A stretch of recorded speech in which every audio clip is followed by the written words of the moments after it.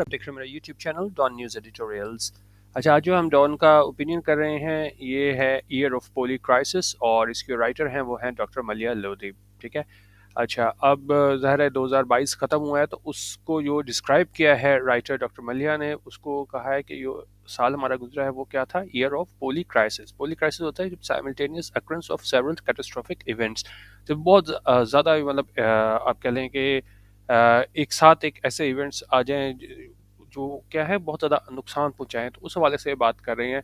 इन्होंने पूरा अहाता किया है कि कौन कौन से इवेंट्स हुए पूरे साल में, जो कि क्या है बहुत ज़्यादा कैटास्ट्रोफिक थे पाकिस्तान को लेके। उसमें आप पॉलिटिकली भी कह सकते हैं और माशी तौर पे भी जो हमारे मसाइल आए, फिर हमारे सिक्योरिटी को लेके जो टेररिस्ट एक्टिविटीज़ एंड में जाके केपी में स्टार्ट हो गई, और फिर जो इमरान खान को नो कॉन्फ्रेंस वोट के जरिए निकाला गया। मतलब तो ये इस लिहाज से अहम ओपिनियन है कि आपकी पूरी रिवीजन हो जाएगी कि पूरे साल में हुआ क्या था करंट अफेयर्स के हवाले से, सियासी तौर पे, और मतलब हर शोबे में क्या हुआ था। ठीक है, तो इसको हम देखते हैं कि राइटर कह रही हैं कि जो 2022 गुजरा है वो क्या है, ईयर ऑफ पोली क्राइसिस।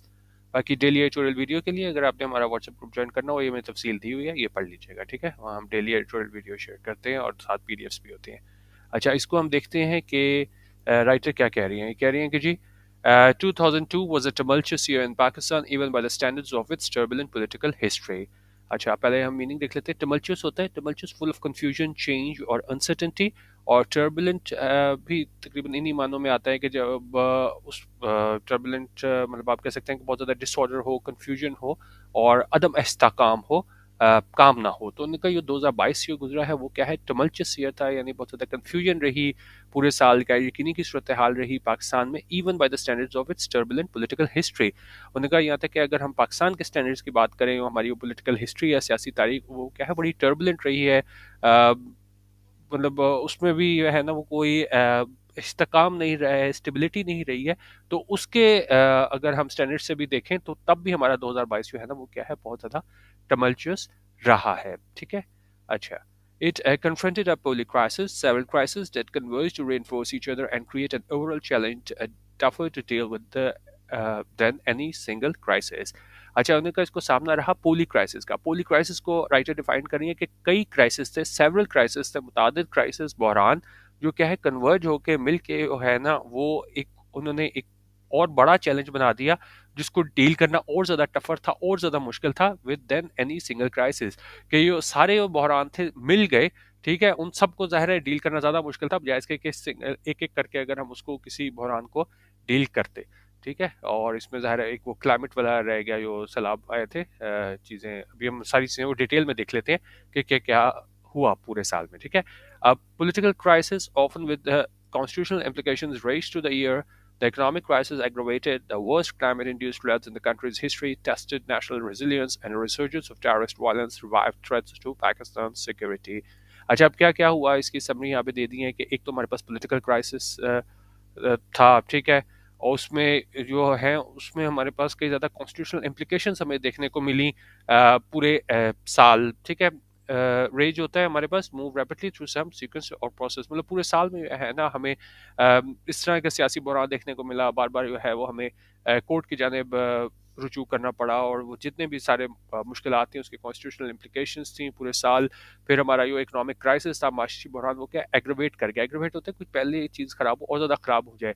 तो हमारा 2021 में कोई माशी हालात को इतने अच्छे नहीं थे, लेकिन और ज़्यादा जो इकोनॉमिक क्राइसिस था वो एग्रवेट कर गया, और ज़्यादा जो है ना वो उसके बुरी कंडीशन में आ गया, और ज़्यादा हमारा बहरान शदीद हो गया।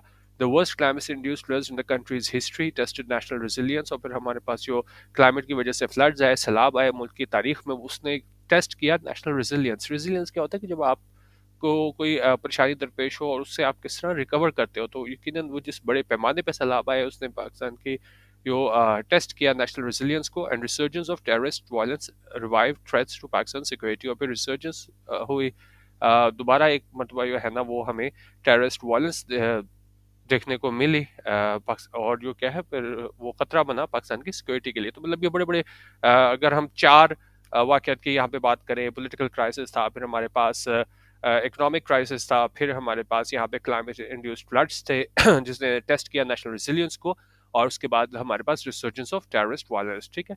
तो बड़े चार हेड में अगर हम डिवाइड करें जो वाकयात हुए 2022 में, तो ये चार थे, बाकी और इसमें डिटेल हम आगे देख लेते हैं, ठीक है। और ज़ाहिर है पॉलिटिकल क्राइसिस में अब इसको और ज़्यादा एक्सप्लेन करेंगे किस तरह इमरान खान को निकाला गया। वो पहले लीडर बने जिनको नो कॉन्फ्रेंस वोट के जरिए निकाला गया, इसको हम डिटेल से देखते हैं। Kennedy asked for Prime Minister Imran Khan's government by a parliamentary vote of no confidence in April set in train a series of events that drove the country to a state of perpetual crisis.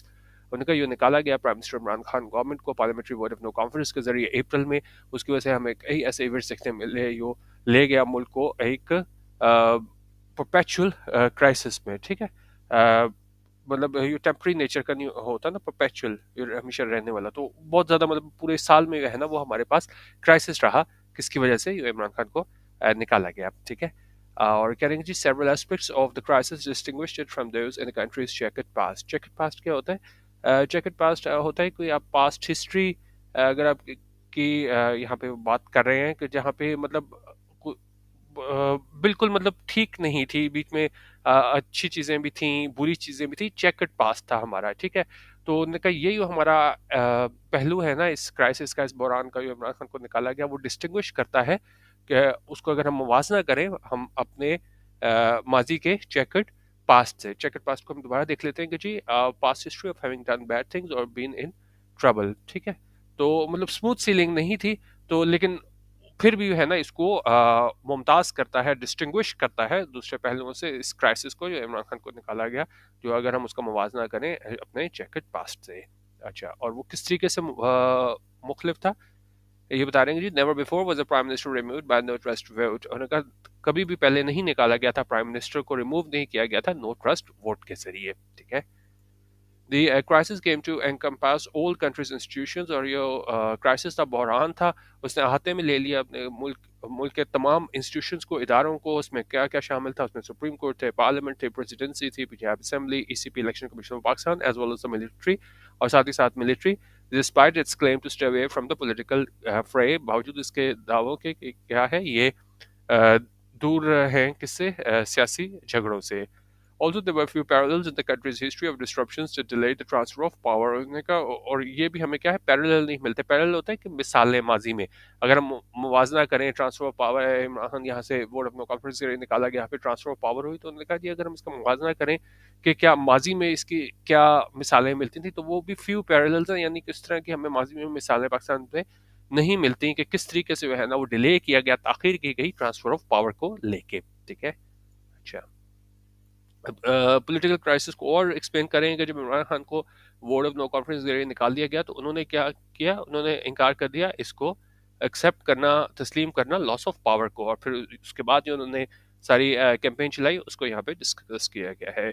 Unwilling to accept the loss of power, Khan launched a series of actions to first circumvent and then respond to the no confidence move. और उन्होंने कहा अब कि बिल्कुल उसने नहीं accept किया loss of power को। खान ने फिर जो है ना वो क्या किए, सीरीज ऑफ एक्शंस लॉन्च किए जिसमें उन्होंने सरकमवेंट करने की कोशिश की, ओवरकम करने की कोशिश की, ओवरकम करने की कोशिश की, and then respond to the no confidence move, ठीक है। तो पहले तो ये है इन्होंने इसको ओवरकम करने की कोशिश की। आपको पता है कि जिस तरीके से सारा वो हुआ, अभी ज़्यादा हिस्ट्री उसमें नहीं जा रहा, कि पहले उन्होंने कोशिश की कि किस तरह वो ना कामयाब हो, उसको सरकमवेंट करें उसमें अपने स्पीकर के थ्रू, ठीक है। लेकिन जब वो कामयाब नहीं हुई तो फिर उसने हाँ launch series of action to first circumvent then respond to the no confidence move. तो पहले तो कोशिश की कि हो ना सर्कमवेंट करें नो कॉन्फिडेंस मूव, लेकिन जब वो हो गई तो उसके बाद वहाँ पे उसने किस तरह उसका जवाब दिया उसको यहाँ पे एक्सप्लेन किया है। He crafted a narrative of foreign conspiracy to explain his ouster, और फिर जब उसको निकाल दिया गया तो फिर उसने क्या बनाया, एक बयानिया बनाया फॉरेन कॉन्स्पिरेसी का, ठीक है, एक बैरूनी साजिश का। तो उसने कहा कि जी इस वजह से मुझे निकाला गया, openly accusing the army leadership of being part of this conspiracy, और बिल्कुल उसने खुल्लम खुल्ला जो है ना वो आर्मी पे इल्ज़ाम लगाया इमरान खान ने कि जी वो इस कॉन्स्पिरेसी का, इस साजिश का हिस्सा है। Although he never produced any evidence to back his charge, उन्होंने कहा कि उसने कोई एविडेंस नहीं दिखाया, कोई सबूत नहीं दिखाया अपने इल्ज़ाम को साबित करने के लिए, and later back track on this, और बाद में क्या है वो बैक ट्रैक हो गया। बैक ट्रैक क्या होता है कि जब आप कोई एक स्टेप लो, कोई एक्शन लो, कोई बयान दो, और उसको वहां से क्या है वापस ले लो, टू रिट्रेस वंस कोर्स। तो बाद में उसने उसको बैक ट्रैक कर लिया। It found ready believers among his loyal political base. अच्छा, लेकिन उन्होंने कहा कि जी उसने कोई सबूत नहीं दिया, लेकिन उसके पास जो बिलीवर्स थे, जो मतलब इमरान खान के सपोर्टर्स थे, जो लॉयल पॉलिटिकल बेस थी, उन्होंने इसको यकीन किया जो इसने फॉरेन कॉन्स्पिरेसी की थ्योरी लेके आया था। The aim to legitimize his opponents backfired, especially as military spokesman flatly rejected this narrative as false। और उनका जो उसका मकसद था कि जो हुकूमत आई है इसके, जब इसको निकाला गया था इमरान खान को, उसके बाद जो इसने कहा था कि जी मैं डिलेजिटिमाइज कर दूं अपने ओपोनेंट्स को, अपने हरीफों को, वो बैकफायर कर गया। बैकफायर होता है कि जो आप चाह रहे हो वैसा डिजायर्ड रिजल्ट ना आए, तो वो बैकफायर कर गया। खासतौर पर जब मिलिट्री स्पोक्समैन थे, उसके तर्जुमान थे, उन्होंने है ना फ्लैटली रिफ्यूज कर दिया इसके बयानियों को कि भाई ये बिल्कुल मन घड़त है, फॉल्स है, झूठ का पलंदा है। As did a meeting of the national security committee, और साथ ही मीटिंग थी नेशनल सिक्योरिटी कमेटी में, उसमें भी इसके बयानी को है ना वो रद्द किया गया। अच्छा, अब बता रहे हैं कि जी जब ये खान की हुकूमत गई तो किस तरीके से फिर 13 पार्टी के पे मुश्तमिल कोalition बनाई गई और उसमें क्या मुश्किल पेश आई, वो यहाँ पे डिस्कस किया गया है।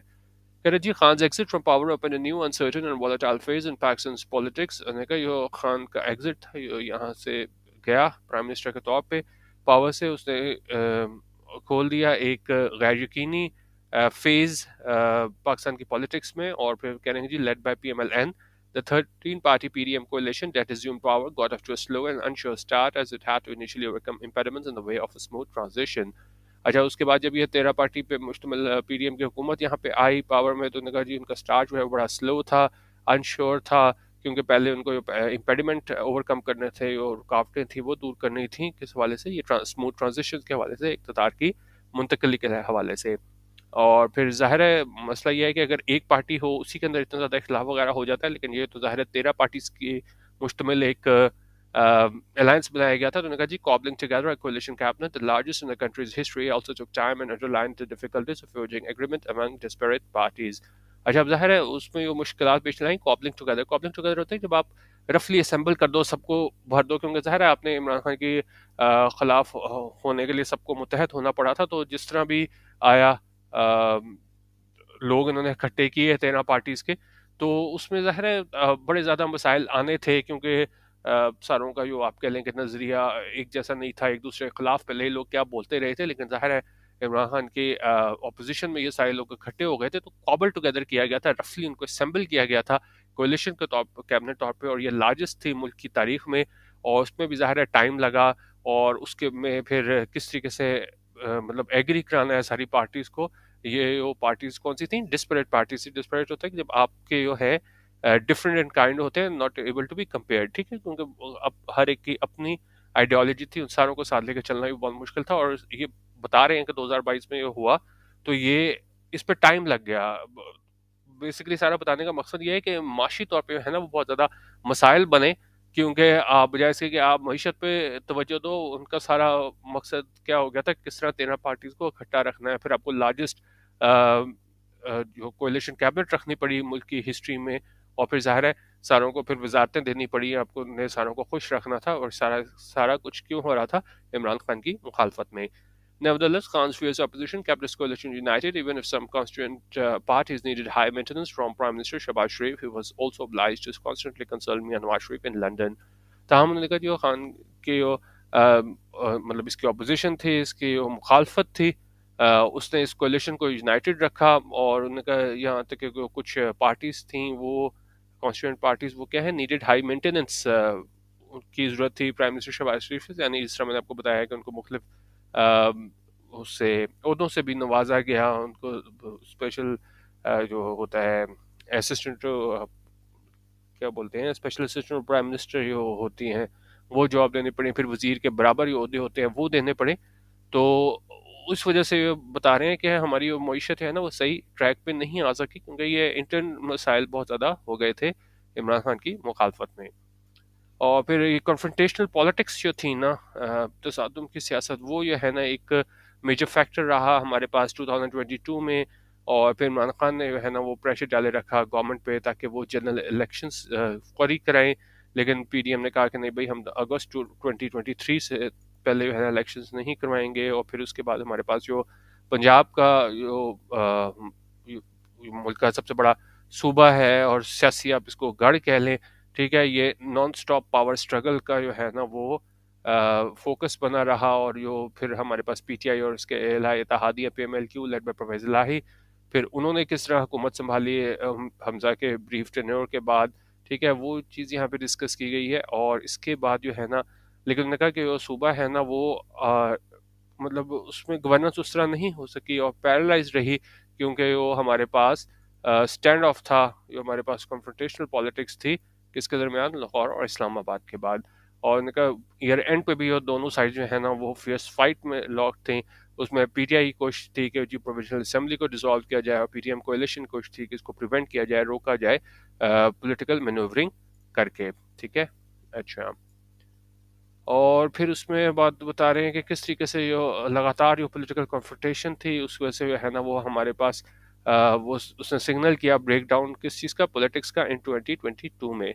फिर हाइटिंग टेंशंस में हमारे पास जो पॉलिटिकल डिस्प्यूट इस हद तक बढ़ गए कि उसको हल करना पॉसिबल नहीं था किस ज़रिए से, पॉलिटिकल मीन्स के ज़रिए।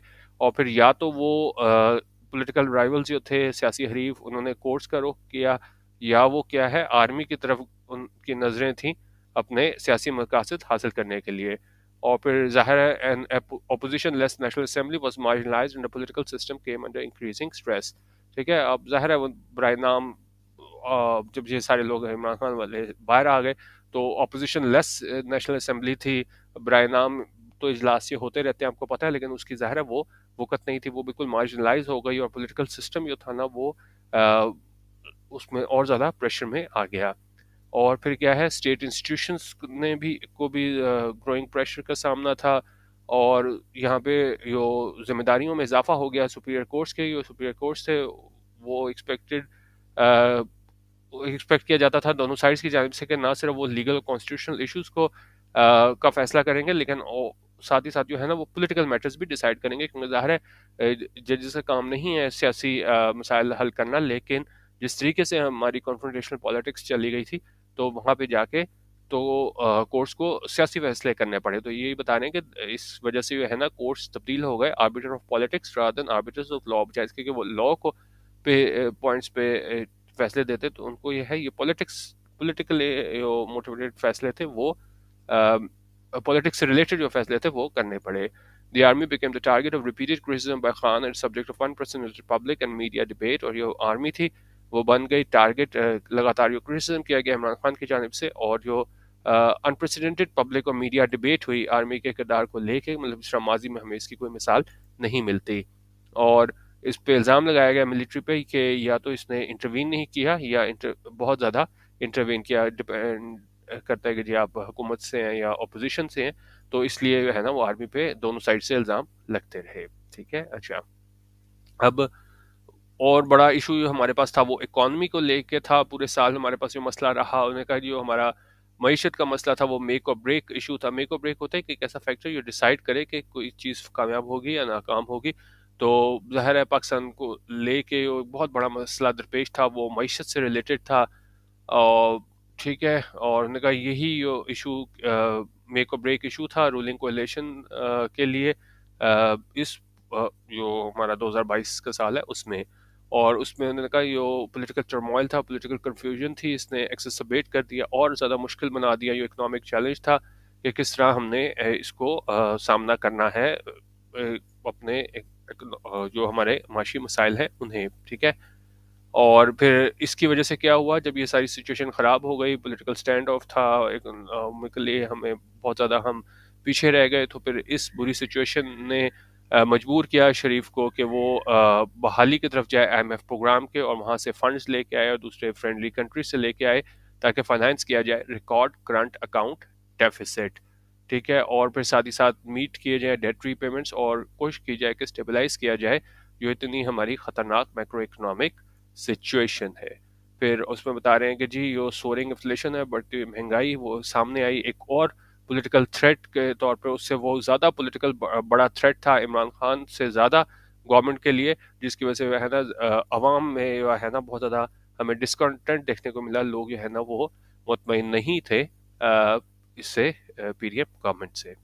और जब पॉलिटिकल कॉन्फ्रंटेशन की बात हो गई, फिर हमने अपनी मईशत के हवाले से बात कर ली बहरान की, अब यहाँ पे बात कर रहे हैं फ्लड्स के हवाले से, ठीक है। तो जैसे आपको पता है कि जी 33 मिलियन लोग जो है ना अफेक्ट हुए इस सैलाब से। मैसिव जो है हमें डिस्प्लेसमेंट देखने को मिली, लोगों को घर बार छोड़ना पड़ा, डिस्ट्रक्शन हुई, तबाही हुई। और ऑफिशियल जो फिगर है उसके मुताबिक 1200 लोग जो है ना अपनी जान खो बैठे, लेकिन कहा जाता है कि इससे कहीं ज़्यादा थे। और फिर हमें मैसिव डैमेज देखने को मिला, क्रॉप्स, होम्स, इंफ्रास्ट्रक्चर। फिर रिलीफ एफर्ट्स जो थी अथॉरिटीज की जानिब से, ठीक है, उनकी जानिब से कोशिश की गई फाइनेंशियल असिस्टेंस ली जाए ओवरसीज से, लेकिन ये बिल्कुल वाजह था कि रिकवरी जो है ना उसके लिए और टाइम और मनी की ज़रूरत थी। और उसमें उन्होंने कहा कि जी जब ये साल के आखिर में जो फ्लड विक्टिम्स थे उनको सामना रहा फूड शॉर्टेज का और रिस्क ऑफ डिजीज़ का। और इसकी वजह से वो सैलाब की वजह से है ना वो हमें हैवी फाइनेंशियल बर्डन देखने को मिला, जो पहले ही हमारी ऑलरेडी स्ट्रगलिंग इकॉनमी थी उसके ऊपर। ठीक है। अच्छा, अब कह रहे हैं कि जी और अच्छा, अब ये मसाइल भी हो गए, सैलाब भी हो गए, उसके बाद जो है हमने फाइनेंस मिनिस्टर जो है हमें चेंज करना पड़ा है, जो टसल हमें देखने को मिली मिफ्ता इस्माइल की और इसहाक डार की, उसकी वजह से मुश्किलात आई, वो यहाँ पे डिस्कस की गई हैं। उन्होंने कहा कि जी गवर्नमेंट ने चेंज किए finance minister 5 months into tenure की, सिर्फ 5 महीने बाद उनको अपने टेन्योर के जो है ना फाइनेंस मिनिस्टर चेंज करना पड़ा। इसने और गैर यकीनी सूरत हाल बना दी। पहले ही हमारा टेन्योस इकोनॉमिक सिचुएशन थी, वीक इकोनॉमिक सिचुएशन थी। फिर हमारे फॉरेन एक्सचेंज जो है वो डिप्लीट हो गए, रुपी की वैल्यू कम हो गई, एक्सपोर्ट्स डिक्लाइन हो गए, रेमिटेंसेस कॉन्ट्रैक्ट कर गए, कम हो गए, और डेट पेमेंट्स जो है ना वो हमारी बहुत ज़्यादा बढ़ गई। ठीक है, ये सारे मसाइल हैं। फिर स्पेकुलेशन हुई सॉवरन डिफ़ॉल्ट के बारे में। ठीक है, इसने शिद्दत पकड़ ली क्योंकि हम हमारी जो एक्सटर्नल ऑब्लिगेशंस थी हमारी वो बहुत ज़्यादा हो गई। तो क्योंकि ज़ाहिर है अगर ये बातें भी स्टार्ट हो जाएं कि जी डिफ़ॉल्ट ना कर जाए तो बिल्कुल ही इन्वेस्टर का जो कॉन्फिडेंस है वो ख़त्म हो जाता है। लेकिन ताहम गवर्नमेंट मिनिस्टर जो हैं उन्होंने इस सारी अफवाहों की तरदीद की, लेकिन उन्होंने कहा कि जी हम क्रिटिकल फेज में दाखिल हुए जब हमारे रिजर्व जो हैं वो कहाँ तक पहुँच गए, $5.8 बिलियन तक। और उसमें उन्होंने कहा कि जी अब उन्होंने कहा ईयर एंड तक 2022 के आखिर में हमें नहीं पता कि अब हमने आगे किस तरीके से इस इकोनॉमिक क्राइसिस को लेके आगे चलना है, यहाँ से हम किस तरह से निकलेंगे। खासतौर पे जो डिले हो गया है, ताखीर हो गई है आईएमएफ की और ट्रांश है किस्त में बेल आउट प्रोग्राम को लेके। तो उस हवाले से भी है ना अगर आप देखें कल शहबाज शरीफ की मीटिंग भी हुई है, उसमें हम देखते हैं कि 2023 में यहाँ पे अभी रिलीज होती है क्या हिसाब होता है आईएमएफ ट्रांश का। लेकिन जो 2022 के एंड तक कह रहे हैं कि हमें मसाइल थे वहाँ से ट्रांश लेने में आईएमएफ से। ठीक है।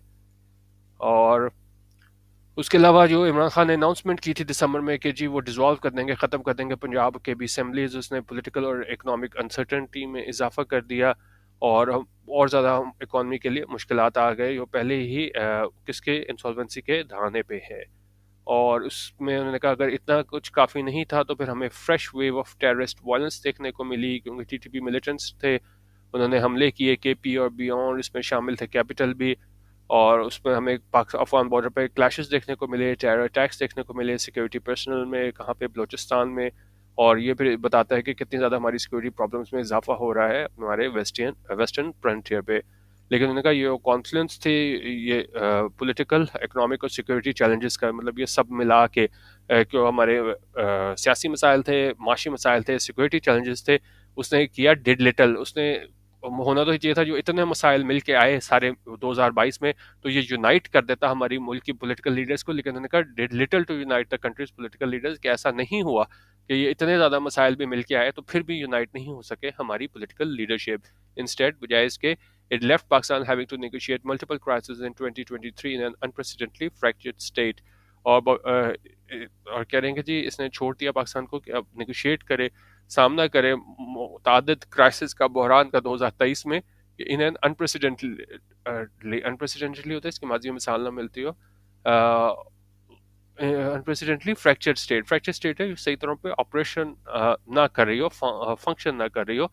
तो उन्होंने कहा कि जी अब पाकिस्तान ने है ना वो सामना करना है 2023 का एक फ्रैक्चर्ड स्टेट के तौर पे, जो सही तौर पे फंक्शन नहीं कर रही। और किस वजह से नहीं कर रही, ये सारे हमने मसाइल देखे, जिसमें पॉलिटिकल मसाइल थे, इकोनॉमिक थे, और जो सिक्योरिटी चैलेंजेस दरपेश थे। और ये सारे मसाइल भी है ना उन्होंने कहा कि हमारे पॉलिटिकल लीडरशिप को साथ नहीं ला सके।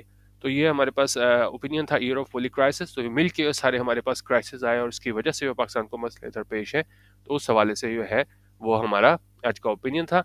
बाकी हमारा DM editorial WhatsApp group join करना हो रोज़ाना डेली एडिटोरियल वीडियो के लिए, तो आप यहाँ पे व्हाट्सएप करके 0312 419 1070 सैम्पल मटेरियल को हासिल कर सकते हैं, और दूसरे पीडीएफ्स और जो मटेरियल हम शेयर करते हैं वो भी आप चेक कर सकते हैं। वीडियो देखने का बहुत शुक्रिया। अल्लाह हाफिज़। पाकिस्तान जिंदाबाद।